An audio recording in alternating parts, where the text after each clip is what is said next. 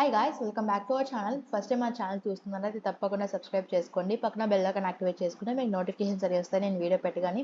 ఈ రోజు recruitment notification details చూసుకున్నట్లయితే గవర్నమెంట్ ఆఫ్ ఇండియా కింద పనిచేసేటువంటి సౌత్ ఈస్ట్ సెంట్రల్ రైల్వే వాళ్ళు వాళ్ళ ఒఫీషియల్ వెబ్సైట్లో వివిధ పోస్టులకి సంబంధించి రిక్రూట్మెంట్ చేసుకుంటున్నారండి. దీనికి సంబంధించి అప్లికేషన్ ప్రాసెస్ కూడా ఈ వీడియోలో చెప్తాను. సో స్కిప్ చేయకుండా పూర్తి వీడియో అయితే చూడండి. సో ఈ జాబ్స్కి సంబంధించి ఓవరాల్గా 19 పోస్టులు అయితే ఉన్నాయి. కేటగిరీ వైజ్గా ఎన్ని వేకెన్సీస్ ఉన్నాయని కూడా ఇచ్చారు. ఓవరాల్గా చెప్పాలి అంటే 800+ వేకెన్సీస్ అయితే ఉన్నాయి. సో మనకి UR, EWS, OBC, SC, ST and ex service man, దీంతో పాటుగా ఫిజికల్లీ హ్యాండిక్యాప్డ్ వాళ్ళకు కూడా వేకెన్సీస్ అనేవి కేటాయించారండి ఈ 19 పోస్టులలో. మీరు అప్లై చేసుకోవాలి అంటే కేవలం ఆన్లైన్లో మాత్రమే. సో ఆల్రెడీ స్టార్ట్ అయిపోయిందండి. 12th మార్చ్ నుంచి ఆన్లైన్ అప్లికేషన్స్ అనేవి స్టార్ట్ అయినాయి.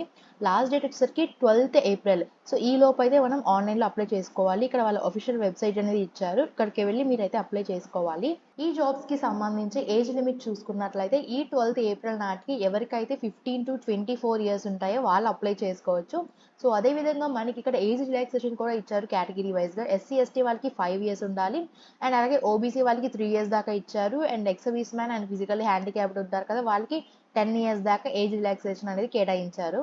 ఈ జాబ్స్కి సంబంధించి ఎడ్యుకేషన్ క్వాలిఫికేషన్ చూసుకున్నట్లయితే 10th క్లాస్ పాస్ అయి ఉండాలి. అదేవిధంగా ఐటీఐ అనేది ఇక్కడ పోస్ట్ మెన్షన్ చేశారు కదా, దానికి సంబంధించిన ట్రేడ్లో ఎవరైతే చేసి ఉంటారో వాళ్ళైతే అప్లై చేసుకోవచ్చు. అండ్ అదేవిధంగా all Indians male and female ఏ రాష్ట్రానికి చెందిన వాళ్ళైనా సరే అప్లై చేసుకోవచ్చు అండి. సో మెయిల్స్ అండ్ ఫీమేల్స్ వాళ్ళు ఎవరైతే ఐటీఐలో ఇక్కడ ఇచ్చారు కదా పోస్టులు, సపోజ్ ఇప్పుడు ఐటీఐలో మీరు కానీ కార్పెంటర్ కానీ ట్రేడ్గా తీసుకొని మెయిన్ కోర్స్గా తీసుకొని చేసి ఉంటే వాళ్ళు దీనికి అప్లై చేసుకోవచ్చు. సో అలా అనమాట. సో దీనికి మనకి 1 year ట్రైనింగ్ అనేది ఇస్తారండి సెలెక్ట్ అయిన క్యాండిడేట్స్కి. ఆ టైంలో స్టైఫండ్ కూడా ఇస్తారు. సో స్టైఫండ్ గురించి ఇక్కడ నోటిఫికేషన్లో మెన్షన్ చేయలేదు కాబట్టి మీరు సెలెక్ట్ అయిపోయిన తర్వాత మెడికల్ ఎగ్జామినేషన్ అనేది ఉంటుంది. అప్పుడు మీకు ఎంత శాలరీ అనేది ఇస్తారు అని చెప్పి క్లియర్గా అయితే వాళ్ళు చెప్తారు. అండ్ ఇక్కడ సెలక్షన్ ప్రాసెస్ చూసుకున్నట్లయితే ఎటువంటి ఎగ్జామ్ కానీ ఇంటర్వ్యూ కానీ స్కిల్ టెస్ట్ కానీ లేదండి.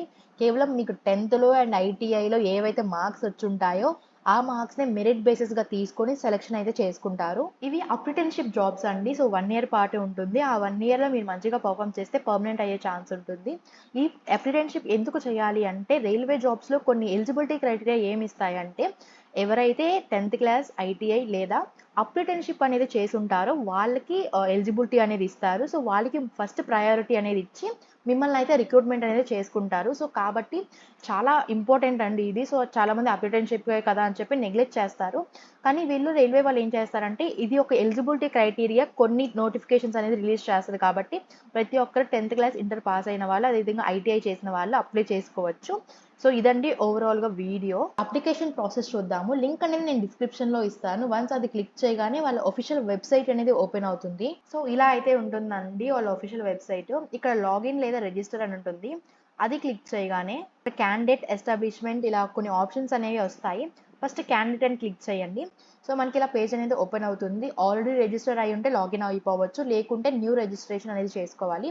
ఇక్కడ ఐటీఐ అనే బాక్స్ ఉంది కదా, అది క్లిక్ చేసి మీ మొబైల్ నెంబర్, ఈమెయిల్ అడ్రస్ ఇచ్చేసి క్యాప్చా ఎంటర్ చేసి రిజిస్టర్ అవ్వండి. వన్స్ రిజిస్టర్ అయిపోయిన తర్వాత లాగిన్ అవ్వండి.